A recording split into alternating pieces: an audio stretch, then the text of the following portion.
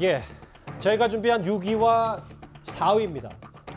조성은 씨 얘기 또 하나 해야 될 것 같은데요. 논란거리 하나 더 있습니다.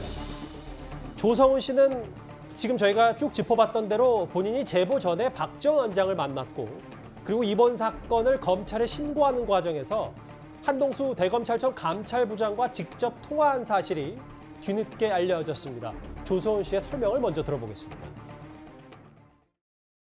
제가 정말로 어떤 사건이 있다면 신뢰할 수 있는 어떤 그 분들에게 어떤 분이 적절할까, 그러니까 수사기관이 그런 것들 상의를 했고 이제 뭐 법조 기자님들이나 이런 분들한테 여쭙기 때문에 사건을 또 그분들하고 미리 상의하지도 않았고요. 일단은 뭐 믿을 만한 사람이다, 뭐 자료 가지고 어떤 뭐 다른 이제 의도를 가지지 않은 분이다라는 것들을 꽤 많은 분들이 이제 말씀을 주셔서 제가 직접 그 연락처를 수소문해서 이제 직접 가지고 갔고.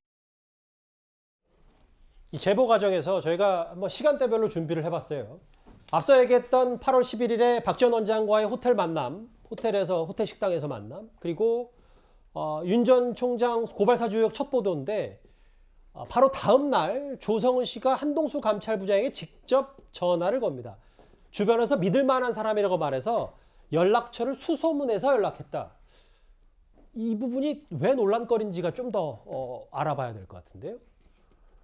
근데 이제 조성은 씨 정말 대단하네요. 이제 국정원장과 그렇게 뭐 개별적으로 밥을 먹을 수도 있고, 심지어는 또 그 검찰 그 검사장급인 그 감찰 부장하고 직접 통화를 했다고 하는데 상식적으로는 좀 이해가 안 되는 것 같아요. 왜냐하면 누구든지 저도 사실 만약에 대검 감찰부장하고 통화를 하려면은 글쎄 이거 내가 지금 통화를 해도 될까라는 것들을 좀 고민을 해볼 것 같아요. 그리고 게다가 이분은 지금 조성은 씨는 얘기하기는 그분이 믿을 만한 사람이라고 얘기를 하지만 사실은 조성은 씨도 정치판에 있었기 때문에 이 그 한동수 대검 감찰부장을 둘러싸고 정치적으로 논란이 많았었다는 것 알 거예요. 윤석열 전 총장 징계 관련 뭐 이런 말씀이십니까? 그렇죠. 예. 그래서 뭐 정치적 중립성을 지키고 있느냐에 대해서 논란이 많았는데 뭘 근거로 해서 믿을 만한 사람이라고 얘기를 들었는지도 잘 모르겠고 누구한테 들었는지도 잘 모르겠고 또 그렇다고 해서 전화번호를 받아서 직접 전화를 해서 제가 뭐 누굽니다라고 얘기하면 감찰부장이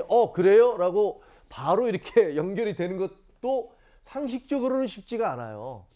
아무래도 뭐가 좀 그래서 이런 것들이 다 연결되면 상식적이지 않은 일들이 자꾸 발생하기 때문에 그 계속되는 우연은 필연이라고 하잖아요. 이건 뭐가 있는 거 아니야? 이런 의심을 할 수밖에 없게 되는 뭐 그런 상황인 것 같습니다. 그런 의심을 합리적일 수 있다 이 말씀이시군요. 이현정 의원님. 네. 그런데 뭐 본인이 갖고 있는 뭐 의혹 제기 혹은 폭로의 내용이 워낙 크기 때문에 뭐 불가피하게 대검 감찰부장이 직접 전화할 수밖에 없었다. 아무리 이례적이라도 뭐 이런 설명은 가능한 거 아닙니까? 그렇죠. 뭐 일단 근데 제가 이제 추측을 해보면 조성은 씨의 목적이 공익신고자일까요? 아니면 수사에 협조하는 사람일까요? 자, 그러면 본인이 정말 공익신고자가 되기를 원했다면 이 공익신고자라는 게 되게 되면 일단 신변을 보장받을 수 있습니다. 또 본인의 어떤 신원을 언론 매체나 이런 데서 공개적으로 이야기할 수 없어요. 왜냐하면 이야기를 할 경우에 공익신고자 보호법에 따라서 처벌을 당할 수 있기 때문에. 자, 그러면 순수히 조성은 씨가 공익신고자의 어떤 신분이 필요했다면 국민권익에 가는 게 당연하지 않습니까? 그리고 조성은 씨 이 페이스북을 보면 매일 하루에 몇 건씩 그 글을 올립니다. 다 정치적인 글이에요. 굉장히 정치에 어떤 면에서 관심도 있고 본인의 오피니언, 즉 의견을 갖다가 매일 이 발설하는 분입니다.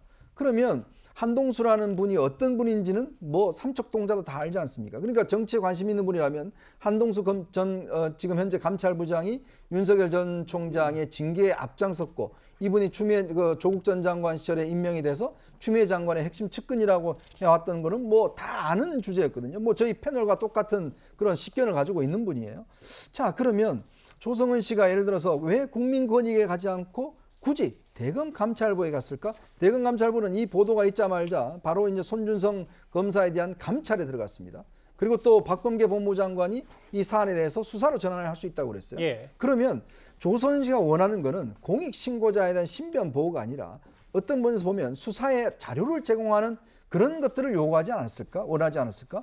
그래서 이제 한동수 부장한테 전화를 했다는 것인데 그리고 또 전화해서 바로 찾아갔다는 것인데 문제는 또 한동수 부장이 그런 이야기를 했다는 거 아니겠습니까? 아니 공익신고하려면 권익위로 가세요. 단 휴대전화를 저한테 주시면 공익신고를 받아들이겠습니다. 이렇게 예. 거래를 했다는 거거든요. 저는 이것 또한 좀 이 말의 앞뒤가 안 맞는 문제예요. 아니 공익신고 받아들이면 받아들이고 안 받으면 안 받아들이는 거지. 이거 주면 내가 해주겠다? 라고 이야기하는 게 이게 상식적으로 납득이 되는 겁니까? 얼마 전에 공수처도 조성은 씨한테 전화 걸어서 공익신고자 되는 거 협조해 줄 테니까 우리한테 자료를 달라라고 이야기를 했다는 거죠. 아니 우리나라 대검과 공수처가 이렇게 그 직접 전화해서 공익신고자 해줄 테니 자료 주십시오라고 하는 친절한 기구였는지 이번에 저는 처음 알았습니다. 저희가 중앙일보 인터뷰 내용을 재구성했을 때 휴대전화가 있다. 그럼 제출해달라. 휴대전화를 제출할 땐 공익신고자 신분을 얻어야 한다. 뭐 이런 언론 인터뷰를 토대로 저희가 한번 그래픽으로 재구성을 해봤습니다. 한동수 감찰부장에게 조성은 씨가 직접 공익신고를 한 것에 대해서 야당에서 오늘 이런 주장도 했습니다. 제보자는 누구나 우리가 다 알고 있는 국민권익위에 가지 않고 대검으로 가서 한동수 감찰부장과 거래를 한 것처럼 보이는데 이거 순수한 거래일까요? 아니면 순수한 공익제보일까요? 오늘 야당 최고위원 저 얘기를 했고 야당의 당대표 이런 얘기를 했습니다. 공익신고자가 대검 감찰부장의 전화번호를 직접 구해 소위 거래를 했다는 것은 이례적이다. 확신해 준 사람이란 표현을 했고 두 분도 그렇게 앞서 두 분도 문제 제기를 하셨습니다.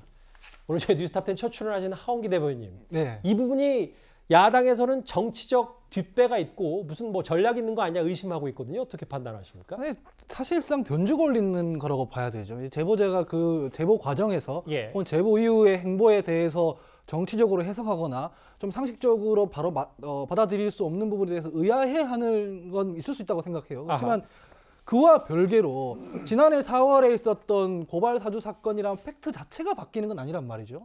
우리가 지금 집중해야 될 것은 손중성 보냄이라고 표시가 돼 있었던 김웅 의원을 통해 전달됐다는 의혹을 받고 있는 그 고발장이 예. 왜 정점식 의원이 국민의힘에 건네서 실제로 고발로 이어진 그 고발장과 유사한지 그런 걸 지금 따져야 되는 거거든요. 그래서 지금 너무 메신저를 공격하고 있다 이렇게 보여집니다. 메신저 공격하고 있다. 메시지가 아니다. 예, 메시지가 아니라 메신저를 공격하는 모습이 아닌가. 본질은 그게 아니다. 예. 예.